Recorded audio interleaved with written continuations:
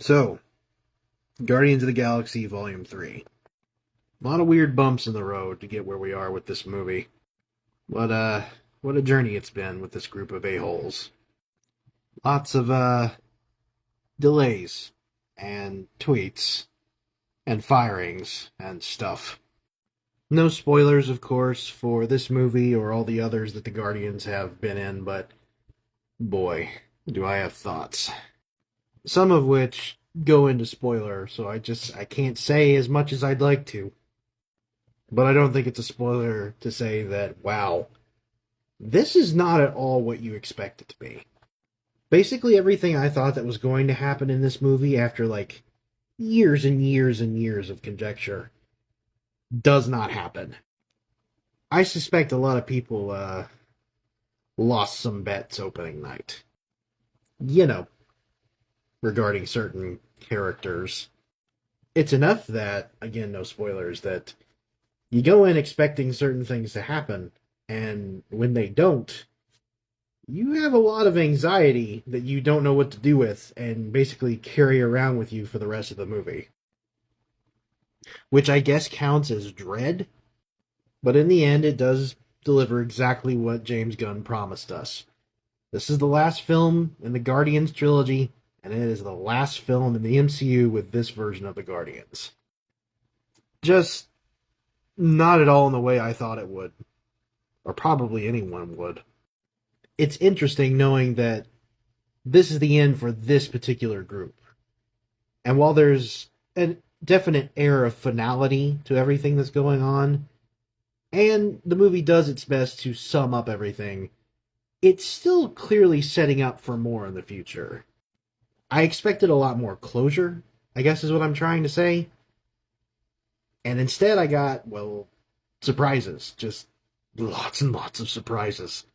So, touche, Mr. Gunn.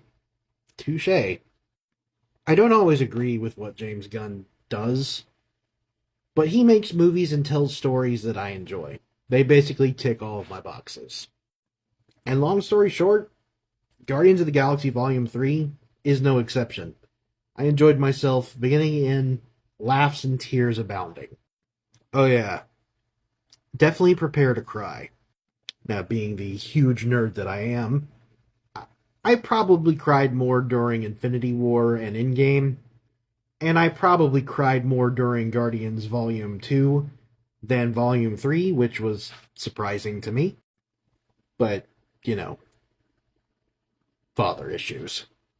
But it's no less heartbreaking seeing Rocket's traumatic history, which is just chock full of animal abuse. I mean, it's Disney, and it's not Watership Down, but maybe prepare yourself, anyway, and your kids. Related note, villain of the movie, High Evolutionary, huge jerk! Which I guess means he did his job, but still. Really, everyone does a great job in this movie. Everyone gets a moment or two to shine, although there are some roles that stick out better than others, and there are a lot more roles to sort of juggle this time around, and it's not always an even split, but I basically love everybody on this ragtag crew. Some real-world reputations notwithstanding. It's going to be sad seeing some of these characters and actors leaving the MCU, walking off into the sunset. And it's really interesting to see who's sticking around and what that indicates for the future. Seriously, stay after the credits. Very interesting implications on what Marvel has planned. 2 after-credit sequences. But I think it's safe to say this is one of the best Marvel movies we've seen in a while. Phases 4 and 5 have been kind of bumpy, thanks to Bob Chapek and stuff, but hopefully that's an indication that things are smoothing out. I say, as there's a huge writer strike going on. We should really pay and treat people better in this country, shouldn't we? But yeah, Guardians of the Galaxy Volume 3.